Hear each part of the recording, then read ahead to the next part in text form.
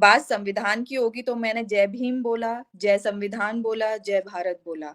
और ये जी। चीज़ मुझे समझ नहीं आ रही है कि इस बात को लोगों ने क्यों नहीं सुना। जब मैं राम मंदिर की बात करूँगी तो मैं जय श्री राम ही करूँगी ना, कि मैं अपनी स्पीच की शुरुआत जय संविधान से करूँ। जब मैंने जी। संविधान की बात की थी तो मैंने जय संविधान, जय बाबा साहब और जय भीम बोला था। इस बार मेरी स्पीच का टॉपिक जो था उस टॉपिक से रिलेटेड बोला मैंने। और पहली बात। दूसरी बात, मैं वाल्मीकि समाज से आती हूँ और वाल्मीकि समाज के लोग श्री राम को मानते हैं। वाल्मीकि जी ने रामायण लिखी है और वाल्मीकि जी ने रामायण के माध्यम से पूरी दुनिया को श्री राम का परिचय कराया है। और मैं वो लड़की हूँ जो सभी धर्मों को मानती हूँ। तो अगर आप ये चाहते हो कि मैं हिंदू धर्म से नफरत करूं और मैं दूसरे धर्म के लोगों से का अपमान करूं या मैं उनके बारे में ना बोलूं, भाई ये हमारा देश डाइवर्सिटी है। हमारे देश में बहुत सारे त्योहारों को मनाया जाता है। हिंदू, मुस्लिम, सिख, ईसाई सब साथ में रहते हैं, तो मैं तो उसमें विश्वास रखने वाली हूँ। वो बोल रही हैं कि मैं सभी धर्मों का सम्मान करती हूँ, धार्मिक स्वतंत्रता है, ठीक है, लेकिन ये धार्मिक स्वतंत्रता किसने दिया है? आप जानती नहीं है कि यह धार्मिक स्वतंत्रता जो है आपको बाबा साहब डॉक्टर भीमराव अंबेडकर ने दिया है। आप धार्मिक स्वतंत्रता की बात कर रही हैं। जिस राम पर आप ज़्यादा इतरा रहे हैं वही राम नाम कहने पर जुबान काट ली जाती थी दलितों की, आपको पता है। और आपकी जो ये आज़ादी है बोलने की, वो राम की देन नहीं है, वो बाबा साहब डॉक्टर भीमराव अंबेडकर की देन है। आप जो पीएचडी की बात कर रही हैं कि मैं पीएचडी कर रही हूँ, स्कॉलरशिप की बात कर रही हैं, तो स्कॉलरशिप भी आपको जो मिली है, जो 1 करोड़ का स्कॉलरशिप की बात कर रही हैं, तो 1 करोड़ स्कॉलरशिप जो मिली है वो राम की देन नहीं है। वो स्पेशल आपके लिए आरक्षण बाबा साहब डॉक्टर भीमराव अंबेडकर की देन है, जो आपने स्कॉलरशिप की बलबूते जाकर पीएचडी की पढ़ाई की, और जो ये डॉक्टर बनी है वो बाबा साहब की देन है। रही बात महिलाओं की, तो ये आप अच्छी तरह से जानती हैं कि आपको जो ये महिलाओं का जो अधिकार मिला है वो राम और विष्णु ब्रह्मा की वजह से नहीं मिला है, ये बाबा साहब डॉक्टर भीमराव अंबेडकर की देन है। वरना यही मनुवादी लोग महिलाओं को कपड़े पहनने की आज़ादी नहीं थी। अगर जो अपना स्तन महिलाएं ढकती थी तो स्तन को काट दिया जाता था। पढ़ाई लिखाई तो दूर की बात है, रोहिणी घावरे जी, सिर्फ चूल्हे तक ही सीमित रहती थी महिलाएं। क्रांतिकारी नमो बुधाय, जय भीम। मैं रामानुजार्यन और आप देख रहे हैं अध्यात्म पावर। दोस्तों, जिस तरह से रोहिणी घावरे लगातार एक के बाद एक इंटरव्यू दे रही थी और भीम आर्मी चीफ चंद्रशेखर आज़ाद को कटघरे में लाने की कोशिश कर रही थी, उससे कहीं ना कहीं एक बहुत बड़ा झटका लगा है। और झटका वह यह लगा है कि आज जिस तरह से बहुजन समाज के लोगों ने रोहिणी घावरे पर तंज कसना शुरू किया और जिस तरह से बहुजन मीडिया ने अपना दम दिखाया है, उससे गोदी मीडिया भी समझ चुकी है कि बहुजन मीडिया कहीं ना कहीं उनसे आगे है। आपको बता दें कि जिस तरह से रोहिणी घावरे ने चंद्रशेखर आज़ाद के ऊपर एक से बढ़कर एक आरोप लगाना शुरू किया और उनके जो कुछ व्यक्तिगत फ़ोटो थे उसको शेयर करना शुरू किया, तब से भाजपा और आरएसएस को लगने लगा था कि चंद्रशेखर आज़ाद को अब राजनीति से ख़त्म कर देना चाहिए। बहुत सारी उम्मीदें थी भाजपा को और आरएसएस को, और जो मोहरा के तौर पर रोहिणी घावरे लगातार इंटरव्यू में चंद्रशेखर आज़ाद को बदनाम करने की कोशिश कर रही थी, कहीं ना कहीं उसकी उम्मीदों पर पानी फिरता नज़र आ रहा है। तमाम आप बहुजन साथियों का जो सपोर्ट मिला है, जो आप लोगों का प्यार दुलार मिला है, और जिस तरह से आप लोगों ने जोरदार समर्थन भीम आर्मी चीफ चंद्रशेखर आज़ाद को दिया है, उससे चंद्रशेखर आज़ाद की शान और गौरव को आप सब लोगों ने और बढ़ा दिया है। क्योंकि कहते हैं ना कि धैर्य बहुत बड़ी चीज़ होती है। जिस तरह से रोहिणी घावरे लगातार बयान दे रही थी और भाजपा को भी ऐसे लगने लगा था कि चंद्रशेखर आज़ाद आक्रोश में आकर कुछ उल्टा सीधा बयान देंगे, लेकिन चंद्रशेखर आज़ाद की जो चुप्पी थी वही एक अमृत का काम की। चंद्रशेखर आज़ाद ने कहा कि मैं महिलाओं का सम्मान करता हूं, क्योंकि मेरे परिवार ने मुझे वो संस्कार नहीं दिया है जो महिलाओं का अपमान करूं, इसलिए मैं जो भी कुछ कहूँगा कोर्ट में कहूँगा मैं उचित नहीं समझता हूँ मीडिया के सामने ये सब बातें करने के लिए। और वही चंद्रशेखर आज़ाद की जो चुप्पी है बहुजन समाज के लिए आवाज़ बन गई। अब बाबा साहेब डॉक्टर भीमराव अंबेडकर को मानने वाले, चंद्रशेखर आज़ाद को मानने वाले जितने भी बहुजन साथी हैं, जो भीम आर्मी के सिपाही हैं, उनको लगने लगा कि जब अब चंद्रशेखर नहीं बोलेंगे और ये रोहिणी घावरी मानेगी नहीं, तो फिर जो मामला है आगे बढ़ेगा। इसलिए सभी लोगों ने एकजुटता दिखाई और रोहिणी घावरी पर पूरी तरह से बरस गए। अब ये रोहिणी घावरी को भी लगने लगा है कि आज दलित समाज पूरा सपोर्ट कर रहा है चंद्रशेखर आज़ाद को।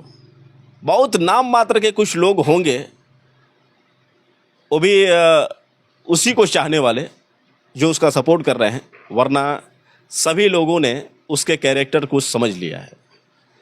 आप रोहिणी घावरी जी भले ही पीएचडी कर रही हैं, आप भले ही अपने आप को बहुत ज़्यादा पढ़ाकू समझ रही हैं, अपने आप को बहुत ज़्यादा ये समझ रही हैं कि हम ज़्यादा पढ़े लिखे हैं, तो सिर्फ डिग्रियां मायने नहीं रखती हैं। अभी आप मैच्योर्ड नहीं हैं, आपको ये नहीं पता है कि इज़्ज़त कितनी मायने रखती है, वो भी ख़ास तौर से महिलाओं के लिए। महिलाओं की इज़्ज़त कितनी मायने रखती है। आप अगर जो इतनी थोड़ी समझदारी रखी होती तो शायद इस तरह से आपने खुद अपने पैर में कुल्हाड़ी नहीं मारी होती। लेकिन आप जोश में होश जो गवाया है, ये कहीं ना कहीं आपके लिए ज़िंदगी भर पछतावे का कारण बनेगी।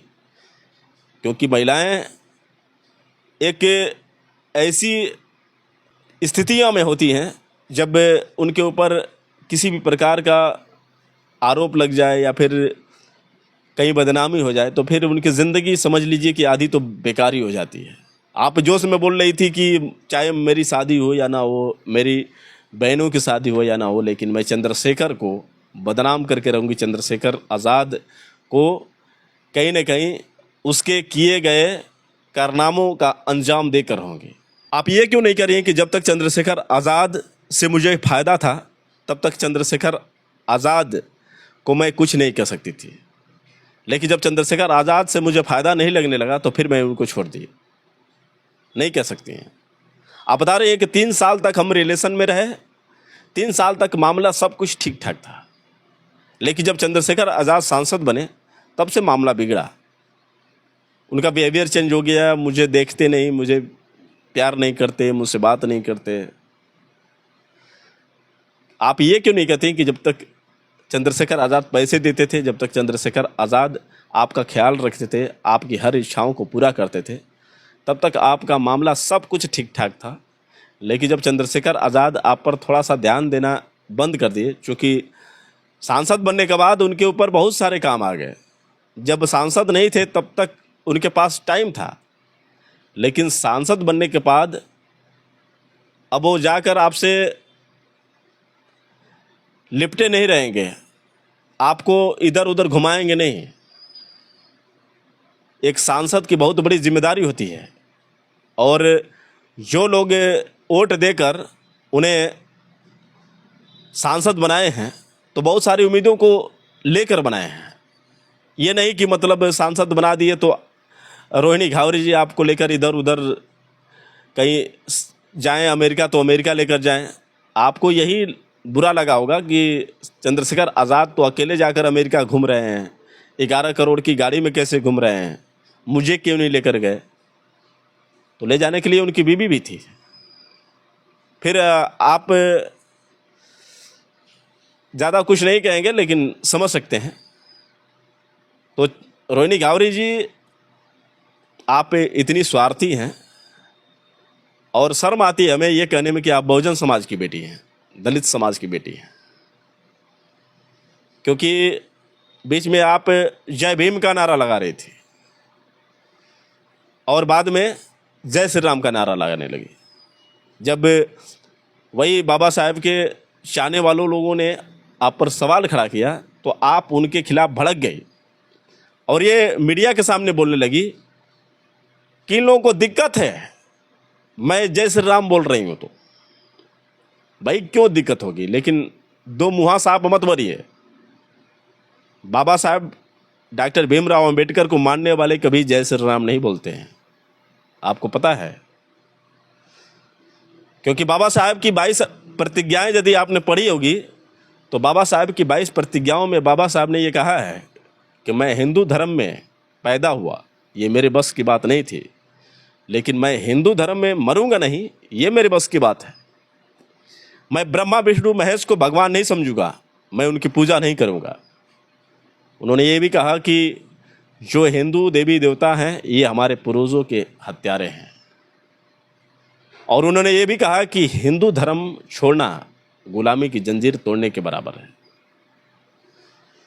तो शायद आप 22 प्रतिज्ञाएं बाबा साहब की पढ़ी ही नहीं है, और यदि पढ़ी भी होंगी तो शायद आप बाबा साहब को मानती नहीं है। अगर जो बाबा साहब को मानती तो ये जय श्री राम नहीं बोलती। आप ये कह रही हैं कि वाल्मीकि ने रामायण लिखी थी और हम वाल्मीकि खानदान से हैं, तो इसलिए हम राम को मानेंगे और ये अधिकार हमसे कोई छीन नहीं सकता है। थोड़ा सा मैं दोस्तों आपको इनका ये वीडियो दिखाऊं जो ये बोल रही हैं, जिस तरह से मीडिया के सामने इन्होंने जय भीम और जय श्री राम को लेकर कहा था। थोड़ा सा आप उस वीडियो को देखिए। मैंने बेबाकी से अपने कॉन्स्टिट्यूशन की पावर दिखाई और दिखाया कि कॉन्स्टिट्यूशन क्यों और किस मायने में अच्छा है। तो जब बात संविधान की होगी तो मैंने जय भीम बोला, जय संविधान बोला, जय भारत बोला। और ये चीज मुझे समझ नहीं आ रही है कि इस बात को लोगों ने क्यों नहीं सुना।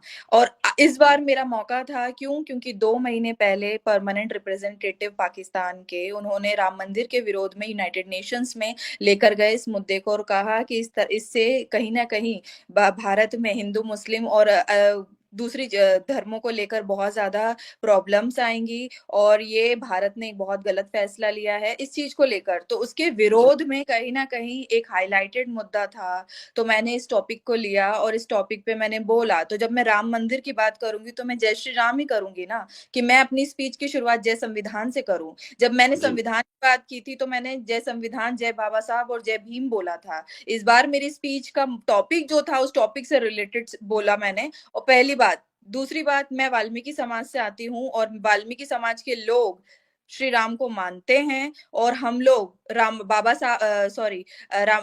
वाल्मीकि जी ने रामायण लिखी है और वाल्मीकि जी ने रामायण के माध्यम से पूरी दुनिया को श्री राम का परिचय कराया है। और मैं वो लड़की हूँ जो सभी धर्मों को मानती हूँ। आप मुझसे ये नफरत की चीजें नहीं करवा सकते, ये मेरी अभिव्यक्ति की आजादी है। तो मुझे समझ नहीं आ रहा है कि ये विरोध किस चीज का है। इसलिए है कि मैंने सबको साथ लेकर चलने की बात कही, इसलिए है कि मैंने जय श्री राम का नारा लगाया। जैसे ही अपनी स्पीच की शुरुआत जय श्री राम से कही वैसे ही सभी लोग, क्योंकि वहां पर काफी, मैंने आज फोटो भी शेयर की है जिसमें मैं पाकिस्तान, बलूचिस्तान और कुछ वहां के डेलीगेट से मिली।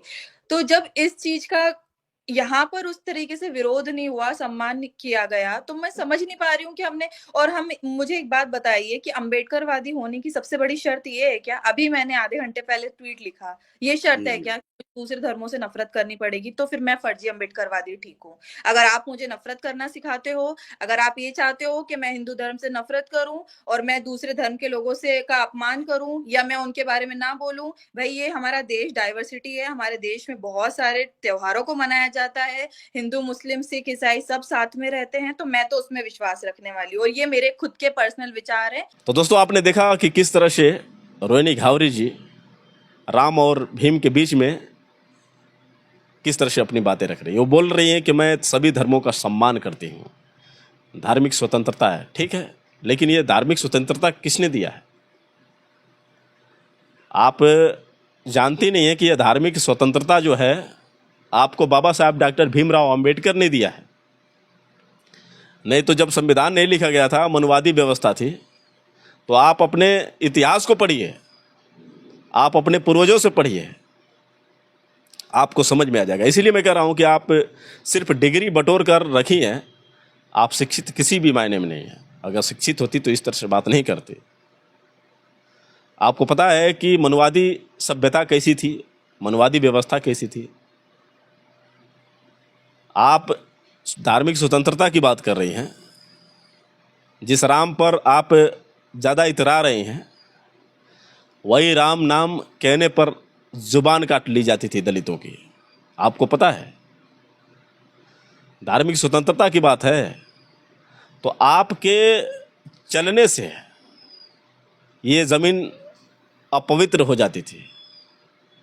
इसलिए तो दलितों के पीछे कमर में झाड़ू बांध दिया जाया करता था। वो थूके तो ज़मीन खराब ना हो जाए, इसलिए गले में मटके बांध दिए जाते थे। कहाँ है आप? शायद आपने इतिहास ही नहीं पढ़ा है। तो गले में मटके, कमर में झाड़ू, ये हमारे श्रृंगार नहीं थे, बल्कि कमर में झाड़ू इसलिए था कि हमारे जो कदम हैं उन कदमों के निशान इससे मिट जाए। और ये गले में मटका, जो आज गले में टाई पहनकर आप घूमती हैं, कभी गले में हमारे पूर्वज जो थे और आपके भी पूर्वज मटके लेकर घुमा करते थे। और ज़मीन पर थूकने की आज़ादी नहीं थी। आप जो भी थूके मटके में थूकें। धार्मिक स्वतंत्रता की बात कर रही हैं तो मंदिर की बात है।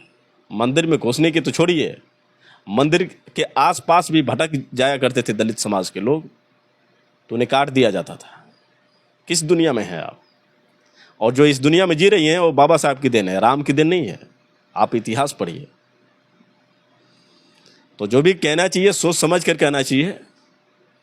और आपकी जो ये आज़ादी है बोलने की, वो राम की देन नहीं है, और बाबा साहब डॉक्टर भीमराव अंबेडकर की देन है।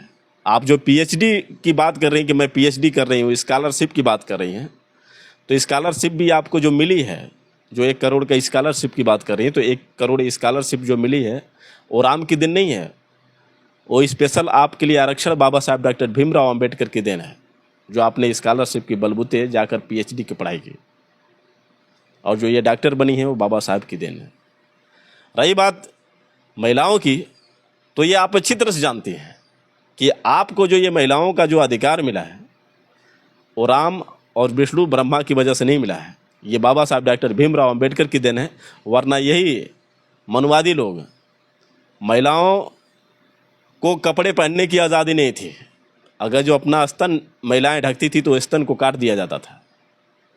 पढ़ाई लिखाई तो दूर की बात है, रोनी घावरे जी, सिर्फ चूल्हे तक ही सीमित रहती थी महिलाएं। लेकिन बाबा साहब डॉक्टर भीमराव अंबेडकर, ज्योतिबा राव फुले, सावित्रीबाई फुले की देन है, जो आप इतनी आज़ाद हैं और इतना अकड़ कर आप स्पीच दे रही हैं।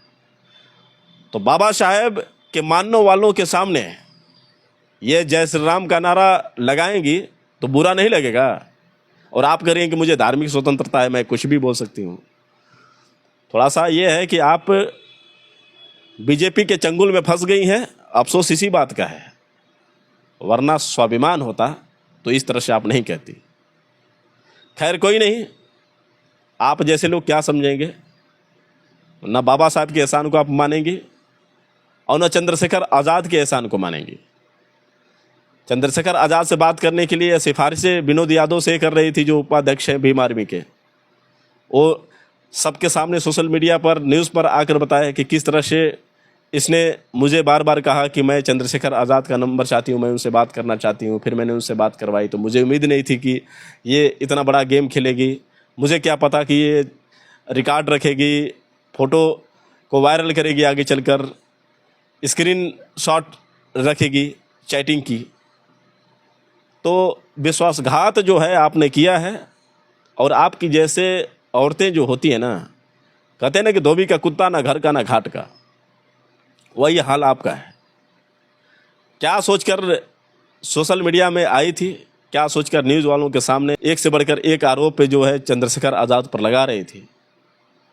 लेकिन आप जो उम्मीदें सजा कर बैठी हैं वो उम्मीदें पूरी नहीं हो पाएगी, क्योंकि कहते हैं ना कि सच्चाई छुप नहीं सकती बनावट के वसूलों से, खुशबू आ नहीं सकती कागज़ के फूलों से। तो जो सच्चाई तो सच्चाई है, आपके ये बनावटी चेहरे से ऐसा नहीं है कि लोग पिघल जाएंगे और इतनी आसानी से आप केस जीत जाएंगी, क्योंकि आप नहीं जानती हैं कि नगीना सांसद चंद्रशेखर आज़ाद एक एडवोकेट हैं और मज़े हुए एडवोकेट हैं। ऐसा नहीं है कि मतलब वही लल्लू पंचू। इसलिए उनके अंदर धैर्य है, वो जानते हैं कि तुम कितने पानी में हो। इसलिए उन्होंने कहा कि जो भी मैं कहूँगा कोर्ट में कहूँगा, मैं उचित नहीं समझता हूँ कि यहाँ पर बोलूँ। और जो आप कूद रही हैं भाजपा और आरएसएस और ये बृजभूषण सिंह पर, तो आपको क्या लगता है कि ये साथ देंगे?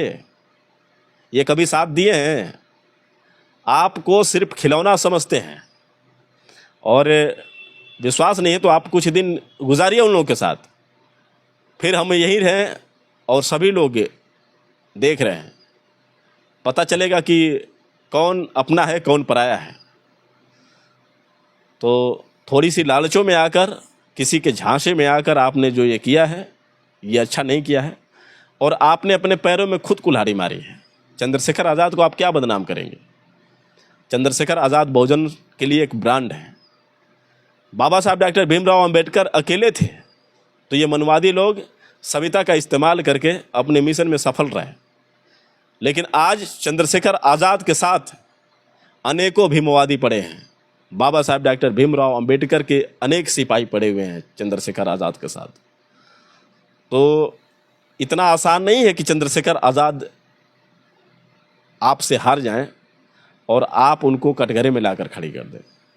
और जब राजनीति सत्ता की बात है तो किसी की दया भीख से चंद्रशेखर आज़ाद ने सांसद का पद ग्रहण नहीं किया है। भाई चंद्रशेखर को हराने के लिए सभी पार्टियों ने एड़ी चोटी का जोर लगाया था, लेकिन 1,51,000 वोटों से सभी को मात दिए। लगभग 49% सभी पार्टियों ने वोट पाया था, तो 51% अकेले चंद्रशेखर आज़ाद ने वोट पाया था। और आप चंद्रशेखर आज़ाद को हराने के लिए चली हैं। तो चंद्रशेखर आज़ाद ऐसे ही सांसद नहीं बने हैं, और किसी के बाप की ये बपौती नहीं है जो तो चंद्रशेखर आज़ाद से सांसद का पद छीन ले। ये बृजभूषण सिंह जो कह रहे हैं कि या तो अपनी जो गलती है उसको बताएं, नहीं तो घर बैठे हैं। आपकी मजाल है कि आप चंद्रशेखर आज़ाद को घर बैठा देंगे बृजभूषण सिंह जी। तो बस वही बात है कि रोहिणी घावरी, आप खुद अपने पैरों में कुल्हाड़ी मारी हैं, और आपको आज नहीं तो कल समझ में आ जाएगा कि हम क्या बोल रहे हैं। तो जो लोग मोहरा हुए हैं उनकी यही गति है, और ये कुछ लालच में रोहिणी घावरी जो बहक चुकी हैं। उम्मीद करते हैं कि शायद अब से भी इनका दिमाग का ढक्कन जो है खुले और ये अपनी गलती को स्वीकारें, वरना ये पछताएंगी। तो दोस्तों, आप लोगों का जो प्यार दुलार काफ़ी सराहनीय रहा है, और आप लोगों के ये प्यारे प्यारे कमेंट, जो आप लोगों का जो प्यार दुलार मिलता है, इससे हमारे हौसलों को कहीं ना कहीं ज़्यादा बढ़ोतरी मिलती है। तो इसलिए सबसे पहले आप लोगों को बहुत बहुत साधुवाद, जो आप लोग अपना प्यार दुलार देते हैं। और इस वीडियो को देखने के बाद आप अपनी राय ज़रूर दें, और हो सके तो इस वीडियो को ज़्यादा से ज़्यादा शेयर करें। फिर मिलेंगे अगले वीडियो के साथ, तब तक के लिए क्रांतिकारी नमो बुधाय। जय भीम।